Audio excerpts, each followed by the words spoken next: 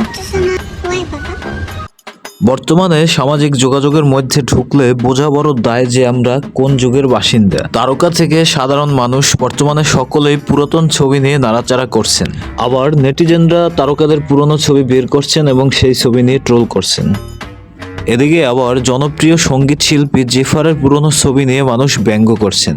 অনেকেই মন্তব্য করছেন জেফারের পুরনো ছবি যেন সামনে না আনা হয়, কারণ জেফারের পুরনো ছবি দেখলে সত্যি সত্যি ভয় পেতে হয়। অথচ মনোগামী ওয়েব সিরিজে জেফারকে দেখে মুগ্ধ হন হাজার হাজার যুবক। এইদিকে বর্তমানে বলিউডের হার্টথ্রব আইটেম গার্ল নুরা ফাতেহির গ্ল্যামারে মুগ্ধ নেট দুনিয়া। তবে তার পুরনো ছবি দেখলে মনেই হয় না সে আজ এই পর্যায়ে এসে পৌঁছেছেন। আবার ঢাকায় সিনেমার অভিনেত্রী পরিমণিও কম যান না। তার পুরনো ছবি দেখলে আপনার চোখ ছানাবড়া হতে বাধ্য। কখনো মাঠের মধ্যে বসে, কখনো গরুকে আবার ব্যাকগ্রাউন্ড বানিয়ে ছবি তুলেছেন তিনি।